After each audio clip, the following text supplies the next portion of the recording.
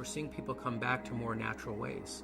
My patients are frustrated with the results that they've been getting in their journey to reclaim their health. When it comes to emergency room and trauma, we're really leaders in the world. But when it comes to overall health, we're mostly managing our pain and suffering. There are definite medications, but they're not turning the condition around. They're allowing you to live as long as you can without that much pain and suffering. So people are forced to look for other ways to manage their health concerns. They're asking the question, is it possible for me to turn the clock back and go to the point in my life where I wasn't sick? Could be 5 years ago or 10 years ago, at that point where their bodies hadn't broken down yet.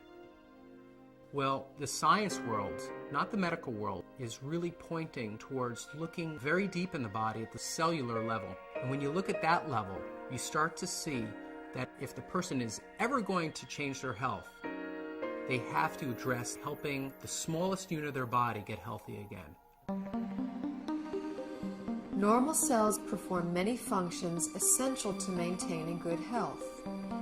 They must be able to take in nutrition and eliminate waste or toxins.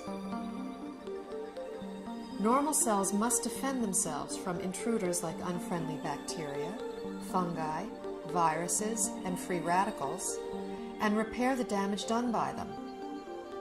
In addition, cells must work together as a team, communicating with other cells to achieve optimal organ and immune system function. Research has already proven our cells need certain essential nutrients, 26 different vitamins, 72 or more trace minerals, numerous fatty acids, and amino acids. Since our bodies don't produce these, we must get them from our diet. Recently, scientists have discovered that there are at least 8 sugars, called monosaccharides, that our cells also need for optimal function.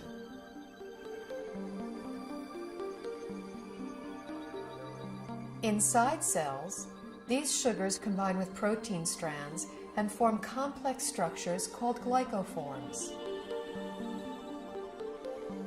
The exterior of a healthy cell is covered with a dense forest of these glycoforms. Glycoforms can exchange infinite combinations of information depending on their shape and charge.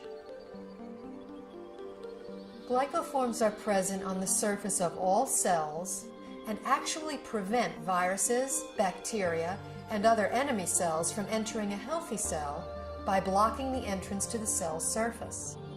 Glycoforms can hold on to an enemy cell until an immune system cell can arrive to destroy it. Healthy immune system cells can also accurately identify normal cells and not interfere with their function.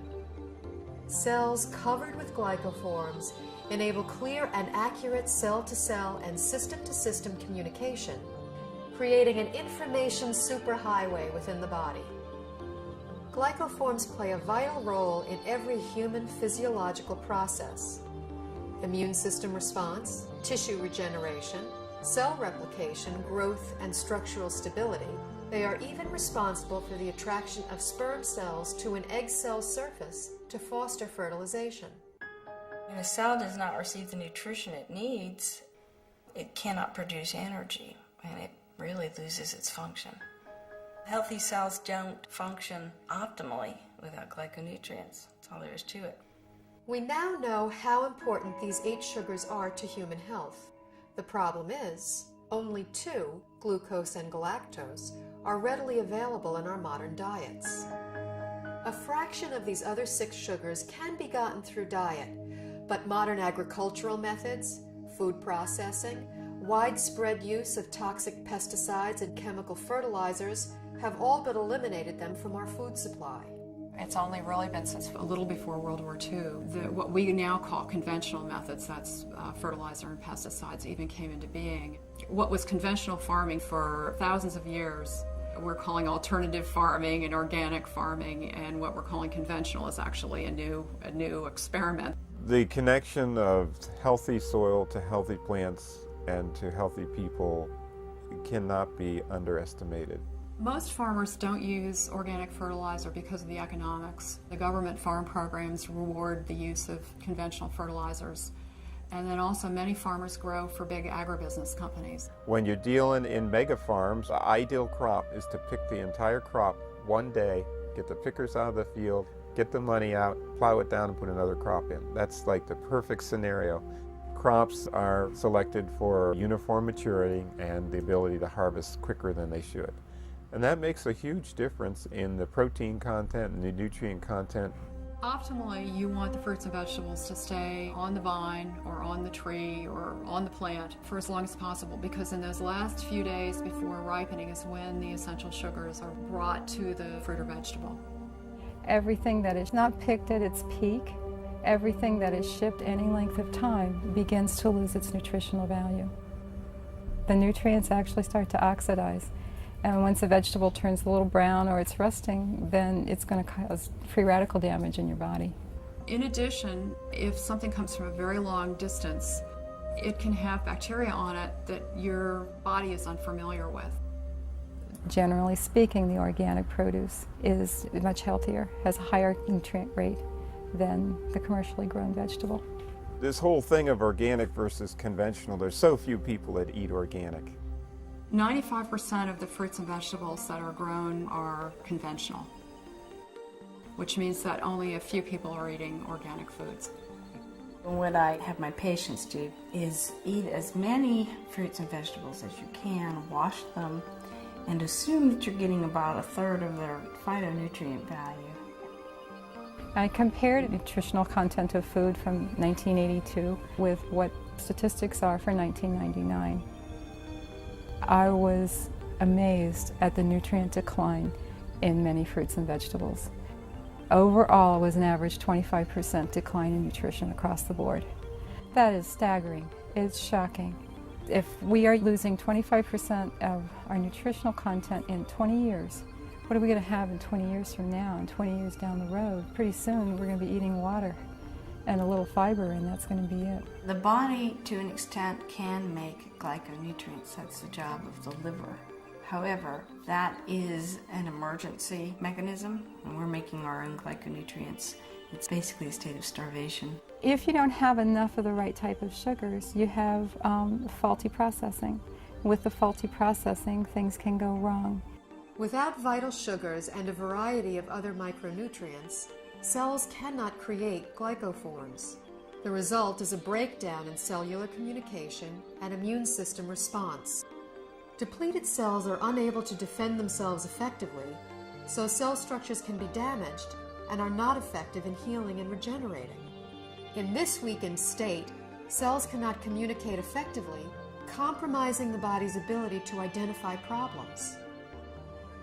They are also unable to destroy pathogens such as viruses, bacteria, and fungi, and cannot identify mutated cells so the immune system can eliminate them. For example, when a person suffers from an autoimmune disorder, their compromised immune system may respond inappropriately and treat altered normal cells as intruders and destroy them. It may allow mutated cells to proliferate, or the immune system may not respond at all, leaving the body extremely vulnerable to many types of infectious agents. Because they're not getting everything they need from their diet, people are doing one of two things. The first thing they do is nothing, and many people are ending up with chronic diseases, or they're getting sick more often. Their health is somehow degraded as a result. And other people are using supplements, including supplements of sugars. We need to eat the right foods to make the right structures to have optimal health. There's a break in the link here because we can't get that food anymore in today's modern diet. Therefore, there's a need to supplement with a type of nutrient called a glyconutrient. When I first learned about these glyconutrients, the concepts made sense to me, but I was very skeptical about using them. It seemed like there were a lot of people making claims that it could help with all different sorts of health conditions. And anytime I see that, I throw my hands up and I say, this can't be true. The big shift for me was seeing how many different countries were researching this. The University of Oxford have their own Glycobiology Institute where they were studying this as early as the late 1980s. Countries all over the world, Japan, Germany, Switzerland, Finland, New Zealand, Australia were looking at these nutrients and their clinical application, as well as in the United States at Johns Hopkins, MIT, University of California, Irvine. Once I realized how crucial these supplements are for human health, I felt compelled to offer them to my patients in my practice. When I started with the patients with the most serious health challenges that I wouldn't be able to help previously, the results that started coming in were amazing. We just started to see people gain their health back. I had a difficult time getting through the day. I had very low energy, and I was not in very good health. I started on a glyconutritional program big time. Now I don't have a pain in my body. I don't have any restrictions on my capabilities. I feel younger than I was at age 69, and I'll be 79 in a matter of days. Since the time I was 17, I was always on medication and nothing was working. I just started to resign myself to being this sick adult.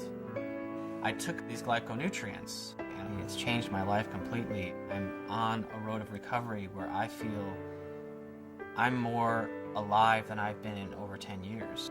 It was to the point where I prayed that if my pain doesn't go away, I just want to die. I went ahead and decided to start taking glyconutrients, and I was completely, within 3 weeks, pain-free. I can do it all again. I feel like it's been given back to me, and that's what I'm thankful for. These type of results I've never seen before in my practice and were exciting to say the least. I believe somewhere in the next 10 to 20 years that this will be in the curriculum of all training because it gets results. I, as a physician, am real excited about that. And I think that physicians in general should be fascinated from a scientific standpoint. After seeing so many dramatic results with the people that I've recommended this to, my approach to healthcare has changed fundamentally. I hope to see a paradigm shift in treatment in the future, where you have a truly integrative approach between traditional medical care and nutritional support. And this would ultimately give people not only a longer life, but a better quality of life.